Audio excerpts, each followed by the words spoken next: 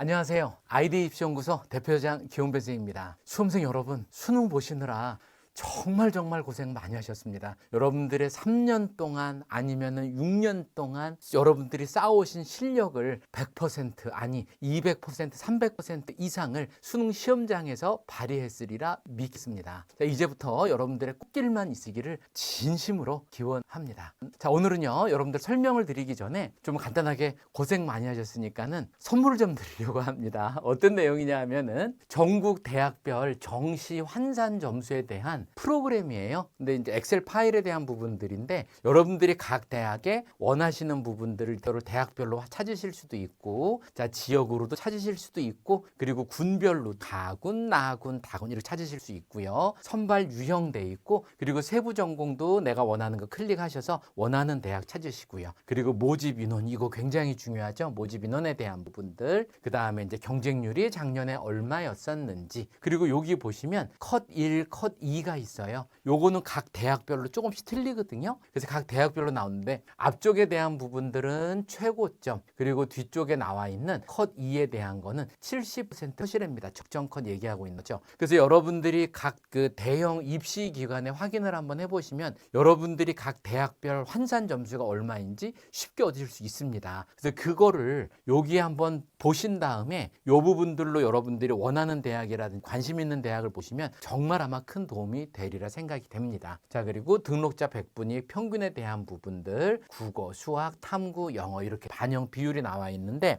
요건 여러분들이 아까도 말씀드렸지만은 대학별 환산 점수를 확인을 한 다음에 그래서 나에 맞는 학교를 찾으시면은 굉장히 큰 도움이 되시라고 생각이 되고 있고요. 요건 아마 저희 대표님께서 다음 영상쯤에서 그 여러분들 무료로 배포하는 영상을 찍어 주실 거예요. 그러면 거기에 이제 공개가 될 텐데, 다른 데서 아마 좀 뭐라 그럴까 이렇게 좀 구입해야 되는 경우들이 있고, 저희 무료로 배포를 하니까는 구입하시 비용 들이지 마시고 그냥 무료로 사용해서 받아보셔서 여러분들 큰 도움 되기를 부탁드리겠습니다. 자, 그럼 오늘 내용 시작하도록 하겠습니다. 자, 출발하시죠. 자, 오늘은 뭐냐 하면 2024년도 정시특징 이것만 꼭 알고 지원하자라는 내용이고요. 자, 목차는 처음에 2024년 수능 응시자의 증감에 대한 부분이고요. 자, 요 부분들 여러분들은 굉장히 민감한 사항인데 재수생이 얼마만큼 증가가 됐고 이로 인해 어떤 영향이 미칠지, 그리고 세 번째 올해 가장 주목할 대학은 저는 서울대, 고려대, 성균관대를 뽑았습니다. 자, 그리고 네 번째 여기 중요라고 했네요. 제가 생각해도 중요할 것 같아요. 가군, 나군, 다군 지원하는 지원 전략 맛, 그 다음에 특성에 대한 부분들을 설명을 드릴 거고요. 자, 5번 수능 영역별 반영 비율 잘 분석해서 여러분들 원하는 데를 합격률이 높일 수 있도록 지원을 해야 된다, 이런 부분들이고요. 자, 여섯 번째 5월 모평 과탐2의 표준 점수가 100점까지 올라갔답니다. 이런 사례는 없었거든요. 그래서 이런 부분들이 어떤 이런 기이한 현상에 대해서 발생과 영향에 대한 분들을 말씀드리도록 하겠습니다. 자, 첫 번째 2024년 수능 응시자의 증감에 대한 부분들인데요. 첫 번째, 올해 정시 모집 인원은 지금 7만 2,264명으로 전년 대비요 한 4,400여 명 정도가 감소가 됐어요. 올해 대입 선발 인원은 전체적으로 감소를 했고요. 그런데 비수도권 선발 인원은 수시에서 446명, 정시에서는 4,907명으로 줄었으며, 그리고 이번에는 수도권 대학의 선발 인원은요 정시 수시 각각 36명과 489명씩 오히려 수도권은 증가했습니다. 두 번째, 수도권 대학은 선발 인원이 늘어나는 반면 수험생 수는 전년에 비해서 줄어들 것으로 보이기 때문에요. 대학에 따라 미충원에 대한 부분들도 올해도 발생되리라 생각이 됩니다. 교육 당국의 첨단 분야 인재 양성 정책에 따라서 올해도 수도권 대학을 중심으로 관련돼서 모집단위 신설 및 증원, 정시에서 대거 이루어졌으니까 지금 이 부분들도 여러분들 눈여겨보셔야 됩니다. 다음에 다시 좀 더 쉽게 설명을 드리고요. 자, 그리고 3번 특히 자, 모집 단위들이요. 서울대학교에서 첨단 융합학부, 그리고 성균관대에서는 지능형 소프트웨어, 반도체 융합 에너지, 그리고 경희대에서도 반도체 계열, 그리고 이대에서도 지능형 반도체 계열, 한국 외대에서는요 랭귀지 앤드 AI 융합, 그 다음에 소셜 사이언스 앤드 AI 융합학부 등 상위권 대학에 모집 단위 신설이 이루어지면서 많은 학생들의 관심을 올해는 받을 거고요. 그리고 약간 또 조금 경쟁률도 어느 정도 치열하리라 예상이 돼요. 자, 그리고 네 번째, 수시 미등록 2월 인원이 추가될 수 있습니다. 그래서 요거를 수시 등록 2월 인원까지 반영된 최종 정시합계 일호를 반드시 확인하셔야 되고요. 12월 29일 이후에 공지될 내용입니다. 자, 여기에서 수시 미등록 2월 인원이라는 거는 뭐냐면 예를 들어서 수시에서도 20명을 뽑고요. 정시에서도 20명을 뽑는다라고 가정을 했을 때 수시에서 20명 뽑아야 했는데 20명을 다 못 뽑았어요. 15명만 뽑았다고 가정할게요. 그러면 5명이 덜 뽑았잖아요. 이 5명에 대한 부분들이 이쪽으로 옮겨갑니다. 정시로. 그럼 정시에서 20명 뽑기로 했는데 여기 5명이 다시 이쪽으로 이월해서 25명이 돼요. 그러다 보면 모집 인원이 많으면 많을수록 경쟁률은 어떻게 됩니까? 많이 내려가죠. 그래서 이 부분들이 정시에서는 경쟁률에 굉장히 많은 영향을 주게 돼 있어요. 그래서 여기 있는 일정을 잘 확인을 하시고 12월 29일 이후에 발표가 되니까는 그 부분들 이후에 지원할 대학을 미리 정하지 마시고 확인해 보시는 거를 검토 부탁드리겠습니다. 자, 두 번째인데요. 역대 최고의 재수생 증가의 영향. 올해는 진짜 재수생들이 어마어마하게 많이 늘어났습니다. 그래서 이 재수생이 늘어나면서 어떤 영향을 미칠지, 그리고 도대체 얼마나 많이 늘어났는지 확인을 한번 해보겠습니다. 첫 번째, 24년도 재수생이 전년 수능에 비해서요, 무려 12.3%나 증가한 15만 1,742명이나 돼요. 그 상위권 경쟁이 굉장히 치열할 거고요. 특히 수험생은 직전 수능, 작년 수능인 23년도 수능수보다 지금 3,442명이 줄어든 50만 4,508명을 기록했는데요. 근데 실질적으로 재수생이 많이 가세가 되면 될수록 영향을 상위권에 많이 미칩니다. 대부분의 이제 뭐 정확하다고 말씀을 드릴 수는 없는데 대부분의 재수생들의 보면 분포도가 상위권 학생들이 굉장히 많아요. 그런데 올해는 특히 상위권이 더 많을 예정이에요. 자, 왜 그런지 볼게요. 재학생은 2만 3,503명이 감소한 32만 6,646명으로 전체 수험생의 64.7%를 차지했으며, 그러면 100%에서 이거를 제외한 나머지 부분들이 거의 다 재수생이란 뜰 거고요. 그리고 재수생은 거기에 1만 7,439명이 증가해서 15만 6,742명으로요. 95학년도에는 38.9%, 96학년도에는 37.3%에 이어서 28년 만에 최대 비율을 보이고 있습니다. 그런데 이 재수생으로 인해 상위권 경쟁은 치열해질 것이라고 예상이 되고요. 특히 이과생의 경우에는 통합수능이 이제 합쳐져 버렸죠. 그래서 그거에 대한 유리함과 그리고 의학학 계열의 선호도 증가 등으로 더욱 치열할 것으로 상위권 다툼이 벌어질 예상됩니다. 거기에 또 가세가 되는 부분들이 올해 대통령께서 발표하신 게 킬러 문항 배제하라고 그러셨잖아요. 그래서 킬러 문항 배제로 인해서 수능에 대한 부담이 많이 완화돼서 재수할까 말까 하던 아이들이 좋아, 이런 거 없어지면은 작년보다 점수가 더 좋아질 것 같아 하는 학생 많이 들어왔어요. 그래서 재수생 수가 폭발적으로 늘어났으며 특히 이과의 경우에는 9월 모의고사 평가에서 수학 과목이 또 쉽게 출제가 됐어요. 그래서 최상위권 학생들이 조금 더 자신감을 많이 갖고서 경쟁이 치열해질 수밖에 없을 것이라고 전망됩니다. 5번, 이과 쏠림 현상이 심해지면서 과탐 지원자가 사탐 지원자를 최초로 웃돌아서 여지껏 항상 사탐이 과탐보다 항상 많았거든요. 올해는 과탐 지원자가 더 많았대요. 근데 이공계 선에는 선호하는 부분들은요 갈수록 더 심해지며 6월 모평에서 영역별 지원자의 과탐 응시는 24만 4,993명이었고요. 그리고 사탐에 해당되는 부분들은 24만 3,767명으로 이과 지원자가 더 많았습니다. 그래서 수능하고요 모평에서 과탐 응시자가 사탐보다 많은 것은 이번이 처음입니다.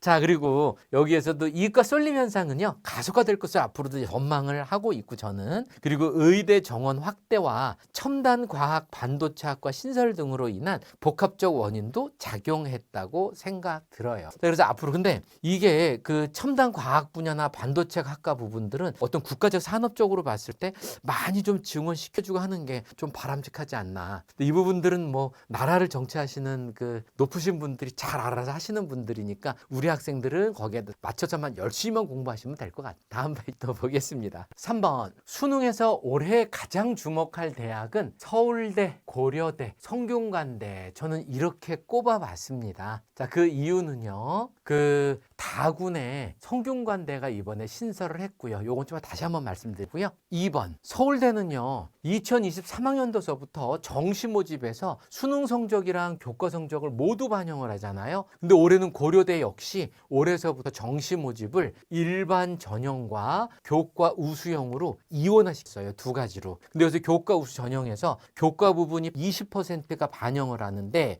6학기가 전부 반영된다라서 마지막까지 충실히 내신 성적을 반드시 준비를 하셔야 됩니다. 자, 여러분들 그 재수하는 학생이라든지 또 그 반수하는 학생들 중에서 생기부를 다시 보면은요 절대로 풀 수 없는 생기부를 해갖고 오는 경우들이 많이 있어요. 어떤 경우냐면은 1학년 2학년 잘 해갖고 왔는데 1, 2학년 때는 3학년 때는 보면은 출석도 엉망이고 내신 성적도 막 떨어져 갖고 오는 경우도 많이 있습니다. 근데 지금은 추세가 수시에서도 지금 1학년 2개 학기, 2학년 2개 학기, 3학년 1개 학기가 대부분들 5학기가 반영을 하지만 수시에서도 6학기 반영한 데가 아직도 남아 있고요. 그리고 또 여기처럼 내가 정시를 지원을 하게 되면은 6학기 전부 반영이 되고요. 그리고 나중에 입학 사정관들이 봤을 때 현격하게 1, 2학기에서 3학년도 거에서는 굉장히 안 좋았다 이러면은 100% 탈락이에요, 여러분. 그래서 여러분들 마지막 3학년 2학기 거요. 마지막 끝까지 정시든 수시든 간에요. 어떻게 될지 모르니까 마지막까지 끝까지 내가 여러분들 놓지 마시고 준비 단단히 하시는 거 꼭 부탁드리겠습니다. 자, 그리고 또 어떤 추세냐면은요. 올해는 지금 이제 서울대 그리고 고려대가 올해 이제 추가가 됐는데 아직 확정적인 부분들이 아니라서 여러분들에게 뭐 단언한다고 말씀 못 드리겠는데 내년에도 여러 개 상위권 대학이 이런 식으로 교과 전형을 반영하리라고 지금 어느 정도 계속 시그널을 보내고 있습니다. 그래서 마지막까지 정시에서도 생기부가 반영이 된다라는 부분들. 그래서 1, 2학년 학생들 같은 경우들은요. 반드시 내가 정시만 준비를 한다고 하더라도 생기부에 대한 부분들의 준비는 필수 사항이라는 거 꼭 잊지 마시기 부탁드리겠습니다. 세 번째, 고려대는 정시에서 교과 우수 전형을 신설해서요. 427명을 선발하고 있고요. 수능 성적은 80%, 교과 성적은 20%를 반영을 하고요. 자, 차이점은 서울대는 학생부의 세부 능력 및 특기사항 등을 함께 평가하는 게 아니라 고려대는요. 교과 성적만 평가 대상으로 올리고 있습니다. 정량화 시킨다라는 점. 자, 그런데 고려대 같은 경우 어떻게 되느냐 하면 자, 여기에서 정시에서 1등급에서는 무조건 내신이 픽점을 주지만 내신이 2등급에서는 98, 1, 2등급에서는 큰 점수 차이는 보이진 않아요. 그런데 3등급에서는 93점, 여기서 점수가 뚝뚝 막 떨어지기 시작하죠. 4등급에는 80점 등으로 등급이 하락하는 점점 폭이 하락이 커지고 있기 때문에 평가, 교과 평가에 대한 영향력은 적지 않습니다. 자, 그래서 올해는 어떤 식으로 고대가 지원을 할 거냐고 예상을 보고 있느냐 하면 저는 고려대 같은 경우가 일반 전형이랑 교과 우수 전형으로 나뉘고 있잖아요. 근데 여기서 교과 성적이 낮은 학생들의 지원은 일반 전형으로 몰릴 수밖에 없죠. 교과 성적이 좋은 학생들은 어디로 갈 거야? 당연히 교과 우수형으로 갈 거고요. 그래서 이쪽으로 몰릴 것이라 일반 전형으로. 그래서 경쟁률이나 실제 입시 결과는 일반 전형에 비해 조금 교과 우수 전형이 낮게 형성되지 않을까 저는 예측하고 있습니다. 자, 그 부분들도 곰곰이 잘 전략 세워보시고요. 그리고 다섯 번째, 자, 서울대하고 고려대 약간 차이점 다시 보면은 서울대는 교과 평가가 교과 이수 현황, 그 다음에 성취도 평가, 자, 세부 능력 및 특기상 전체적인 상황을 다 보고 있거든요. 종합적으로 판단하는 정성 평가에 가깝다라면 고려대 같은 경우는요, 자, 교과 성적만 정량적으로 평가한다는 점에서 약간의 차이점이 있습니다. 그러니까 서울대는 약간 종합에 가깝고요. 그 다음에 고려대는 여기 정량적으로 평가를 하고 있구나, 이런 부분들이. 자, 4번.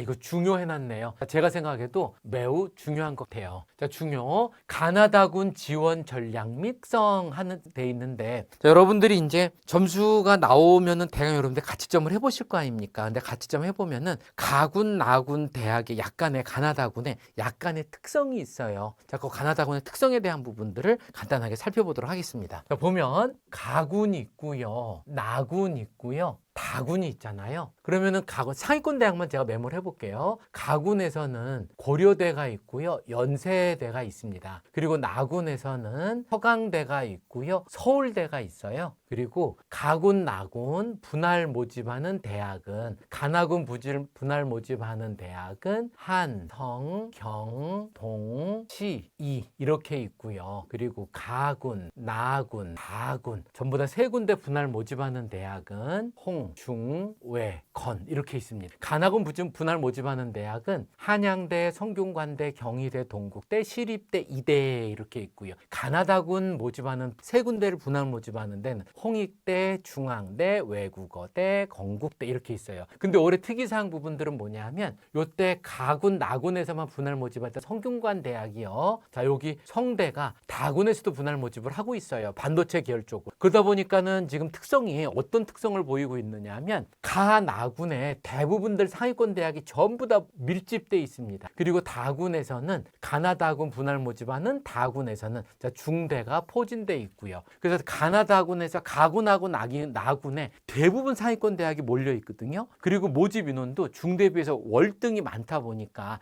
해당 군에 지원하는 학생들은요, 전략적으로 전략에 대한 부분들을 잘 세우셔야 돼요. 그러다 보니까 전반적으로 어떻게 돼요? 내가 중앙대 부분을 쓸 수 있는 학생들 같으면 대부분들 상위권 대학에서 가나군에서 상위권 대학을 지원할 수밖에 없죠. 다 여기 몰려 있으니까. 자, 그리고 여기에서 지금 중대를 지원하는 학생들이 여기는 조금 이 상위권 가나군을 소신 지원을 한다라면 중대에 대한 부분들은 조금 어떻게 안정적인 느낌이 많이 나잖아요. 그러다 보니까는 가군이나 나군에서, 근데 이제 이건 뭐 정확한 부분들은 아닌데 대부분들 2개 이상, 가나다군 3군데에서 2개 이상 같이 중복으로 합격되는 학생들이 꽤 많아요. 한 제가 통계를 냈을 때 거의 50% 이상 육박을 하고 있거든요. 자, 그러다 보면은 여기도 합격되고 여기도 합격되면 어떻게 돼요? 이쪽으로 빠져나가죠. 이쪽으로 빠져나가다 보니까는 다군에서는 추가 합격률이 굉장히 많습니다. 수합률이 굉장히 많아요. 그래서 많은 경우는 뭐 대부분들 모집 인원의 5배 정도까지도 돌아가는 경우도 많이 봤습니다. 그래서 전략적으로 세우는 거를 잘,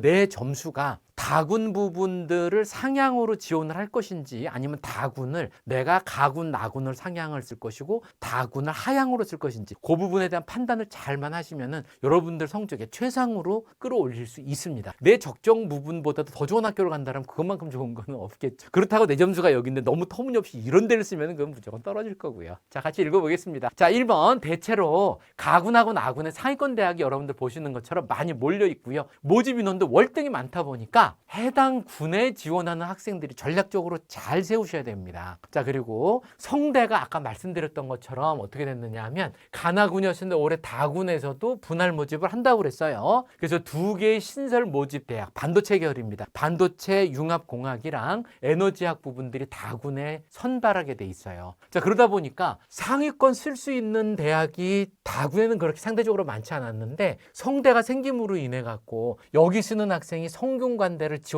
지원할 확률이 굉장히 올해는 높아지고 있습니다. 그래서 올해 성대 다군 지원하시는 학생들은 조심하셔야 됩니다. 상위권에 쓸만한 대학이 다군에는 모집 단위가 매우 적어요. 그렇기 때문에 신설 모집 단위임에도요, 경쟁률이나 충원율이 매우 높을 것으로 예상되니까 성대 쓰시는 분들 약간 주목해서 잘 확인해 보시기 바라고요. 자, 그리고 세 번째, 가나다군 군별로 아까 중복 합격으로 인한 추가 합격이 많고요. 그 다음에 가군 또는 나군에 대한 대학이 소신 지원한 학생들이 다군에서는 일반적으로 안전 지원하는 경우들을 보이기 때문에 소신 지원한 대학에 합격을 하면 안전 지원하는 대학을 포기하죠. 대부분들. 아까도 말씀드렸던 것처럼 가나군이 상위권이 있고 상대적으로 지금 다군은 조금 하향인데 이쪽으로 붙으면 다 이쪽으로 갈 수밖에 없어요. 그러다 보니까는 학과별 최종 합격선은 최초 합격선보다 크게 떨어질 수밖에 없습니다. 이 다군에 있는 부분들은요. 그래서 하락폭이 추가 합격으로 인해서 많이 다를 수 있습니다. 그래서 그거는 여러분들께서 다군 쪽은 사실은 예측하기 굉장히 어렵다라는 점. 자, 그래서 네 번째, 그러면은 인기학과와 비인기학과는 또 어떤 특성이 있는지 보겠습니다. 상위권대 인기학과일수록 많이 지원하다 보고서 또 여기저기 막 여러 군데 푸다 보니까 중복 합격으로 인한 수험생이 많아서 추가 합격 변동의 폭이 크고요. 또 반대로 비인기학과는요, 학과보다 대학 이름을 선호해서 이거를 보고서 선택한 소신 지원자가 많아요. 그 소신 지원자가 많다라는 의미는 뭐예요? 상향으로 지원했다는 뜻이거든요. 상향으로 지원을 하게 되면은 내 그 학교 합격을 했어. 그러면 다른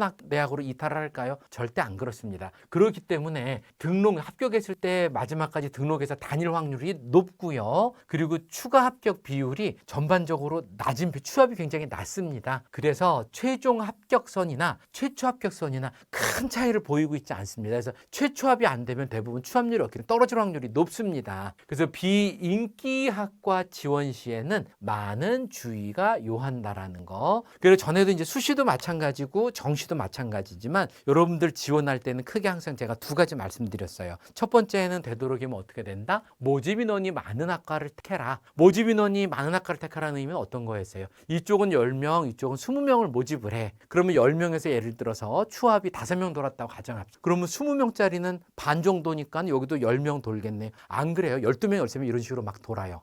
모집 인원이 많을수록 일반적으로 추합률이 높구나. 이런 거 말씀드렸고요. 그 다음에 비인기학과나 희귀학과 같은 경우들은요. 내가 아까처럼 여기처럼 소신 지원하는 학생들이나 아니면 거기에 그 학과에 내가 진짜 의미를 두고 있는 학생들, 그런 학생들만 지원을 하거든요. 그러다 보니까 취업률이 높지 않습니다. 최초합이 되질 않으면은 떨어질 확률이 굉장히 높다라는 점. 그거 두 개 반드시 염두에 주시기 부탁드리겠습니다. 자, 5번. 다군은 다수의 추가 합격 인원으로 최초 합격자보다 최종 합격자들의 점수 분포가 타 모집군에 비해서 많이 떨어지는 등 변수가 많아요. 그래서 예측이 쉽지 않습니다. 그래서 여러 가지 경우의 수를 반드시 고려하셔야 된다라는 점 부탁드리고요. 6번째, 가나군에 중점을 두고 지원 전략을 세우는 것이 안정적일 수는 있지만 가군에는 지금 다군은 여러분들 그래서 버리는 카드로 생각하시는 분들이 많아요. 안 그렇습니다. 특히 이과학생들 같은 경우는요. 다군에서요. 의약학 계열이나 이런 굉장히 많이 포진되어 있어요. 절대로 버리는 카드가 아닙니다. 그래서 다군을 조목조목 잘 따져보셔야 돼요. 그래서 다군에는 의학학 계열이 많이 포진되어 있습니다. 그래서 절대로 버리는 카드가 아니고요. 특히 상위권 대학의 자연계열 수험생은요.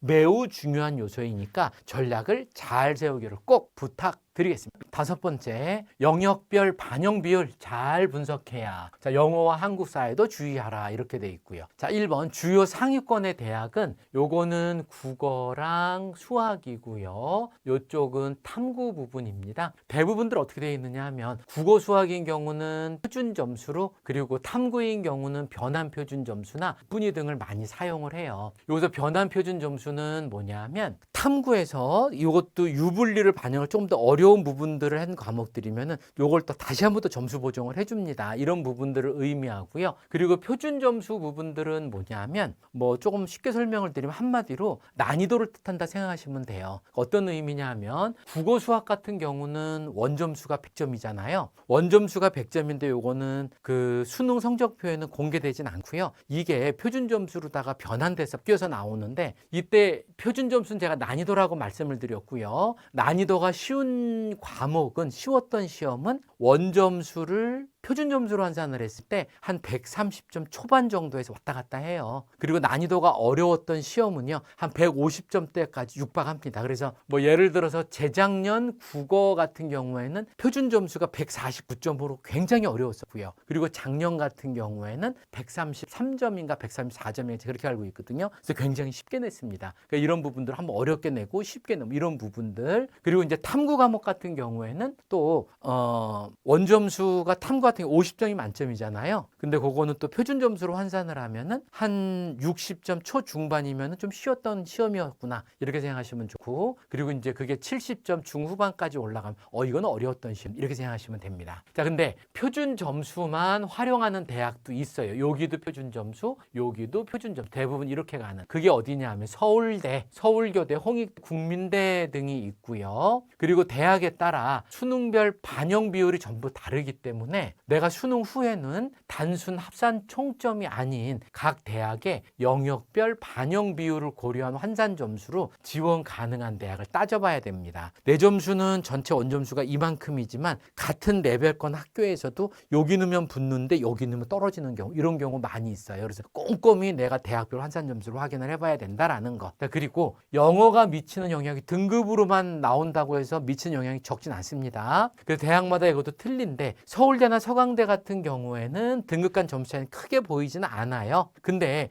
연세대 같은 경우는 얘기가 다릅니다. 영향력이 굉장히 커서 1등급인 경우에는 수능에서 100점을 주고요. 2등급은 물적 95점, 5점이나 깎여 나가요. 그래서 연세대 같은 경우는 내가 2등급을 받았다 그러면은 좀 죄송스러운 표현이지만 벌써 이미 물 건너 이렇게 생각을 하셔야 돼요. 자, 그래서 3등급에는 이만큼, 4등급에는 이만큼 뚝 떨어진다라는 거.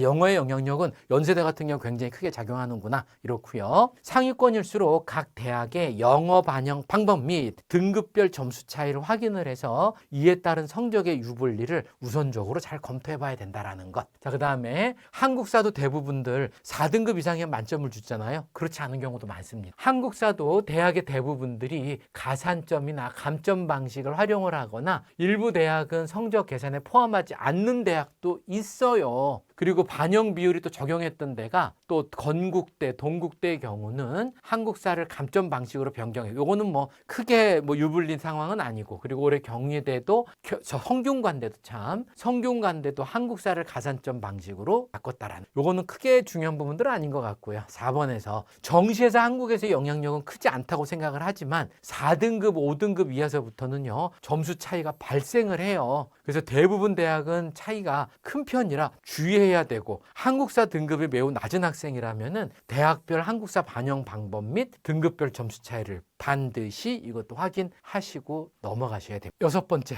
보겠습니다. 5월 모평 과탐2에 대한 표점이 100점? 이런 기이한 현상이 발생하고 그거에 대한 영향 보겠습니다. 아까 제가 바로 전 페이지에서 말씀을 드렸지만 과탐에 대한 부분들은 원점수가 50점이 만점이라고 그랬고요. 이게 표준 점수로 환산을 하면은 조금 쉬웠던 시험이면은 한 60점 초중반에서요 70점 중후반까지 올라간다라고 그랬죠. 근데 이게 표점이 무려 100점까지 올라가는 기이한 현상이 발생이 됐대요. 근데 만약에 이게 탐구 과목도 표준 점수를 그냥 반영을 한다면 문제가 굉장히 커지죠. 무슨 소리인지 읽어보겠습니다. 5월 모평에서 과탐에서 화학2, 지투, 생투에 대한 표준 점수가 무려 100점이고요. 물리학도 98점으로 기이한 현상이 일어났어요. 서울대에서 투 과목의 필수 응시 페이지에 따른 최상위권이 이탈을, 서울대 같은 경우 올해는 투 과목 그냥 폐지시켜버렸잖아요. 그래서 과탐2의 응시자가 많이 줄어들어서 평균 점수하고 표준 편차가 낮아지면서 최고 표준 점수가 급등했다고 저는 생각을 하고 있습니다.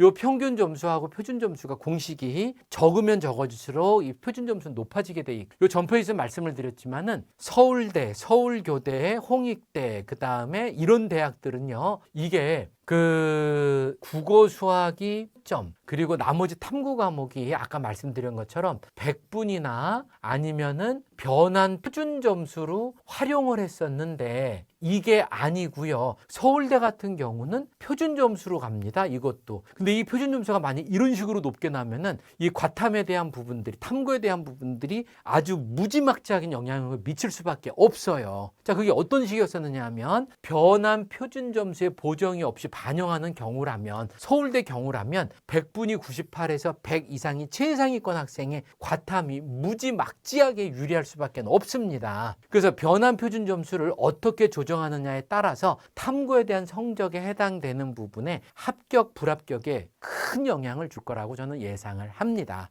그럼 이거 큰일 났는데요? 이거 어떡하죠? 자, 다시 읽어보겠습니다. 특히 변환 표준 점수를 사용하지 않는 서울대의 경우 이러한 추세가 만약에 지속이 된다면 수학보다도 과탐2에 대한 성적이 합불에 무지하게 큰 영향을 미칠 것이라 예상됩니다. 근데 수능이 다가올수록 아까 여기서 많이 이제 2과목을 빠져나갔었다고 그랬는데 2과목의 선택자가 굉장히 줄어들 것으로 예측을 했었으나 뭐 예년과는 큰 차이는 없었고요. 근데 지금은 이제 좀 평균 점수가 어느 정도 나지만 수능이 다가올수록 어설픈 재학생들, 과감하게 2를 지원했던 학생들은 많이 좀 이탈했을 거라고 생각이 들고요. 그리고 준비된 졸업생들이 유입이 되면서 2과목에 대한 응시자들의 수가 어느 정도 올라간 것으로 분석됩니다. 그래서 대다수의 대학은 변환 표준 점수로 환산하기 때문에 표준 점수에서 차이가 나더라도 상당 부분 보정이 돼요. 그런데 5월 모평처럼 기형적이지는 않을 것으로 예상은 됩니다. 그리고 또 5월 달에는 어떻게 해요? 재학생만 들어와서 시험을 봤어요. 재수생 반수는 없고요. 근데 표준 점수가 그대로 반영하는 서울대의 경우는 상황이 많이 다를 수밖에 없습니다. 자, 과탐2의 최고 평균 점수의 영향력은요, 매우 크며 이게 수능에서는 어떤 영향이 나올런지는 조금 켜봐야 할 것 같습니다. 자, 그래서 과탐2에 대한 영향력이 지금 봤고요. 자, 올해는 그런데 이렇게 지금 뭐 너무 터무니없이 과탐2 이렇게까지 올라가진 않다고 하더라도 2에 대한 영향력은 좀 어느 정도 있지 않을까 저는 생각을 합니다. 여러분들 드린 말씀 다 드렸고요. 이제 수험생 여러분들은 이제 뭘 하시느냐 하면 여러분들의 수능 결과가 나오기 전에 가채점들 하셨을 거 아니에요? 전부 다 확인해 보시고 대형 입시업체에서 발표하는 여러분들의 그 점수라든지 표준 점수나 이런 거 전부 다 확인해 보시고 대형 업체에서 발표하는 부분들을 확인을 한번 해보시고 나면은 학교별 유분리를 확인을 해보신 다음에 잘 따져보시고 최선의 선택과 그리고 최고의 결과를 이루시기를 부탁드리겠습니다. 수험생 여러분, 성공을 이루었던 분들의 공통점은요, 용기를 내셨기 때문입니다. 여러분들 자신을 믿으시고 끝없는 용기 꼭 부탁드리겠습니다. 자, 여러분들이 정말 좋은 최선의 분의 선택을 하셔서 최선의 결과가 나오기를 다시 한번 기원 드리고요. 다음에는 조금 더 좋은 영상으로 찾아뵙도록 하겠습니다. 여러분들 감사합니다.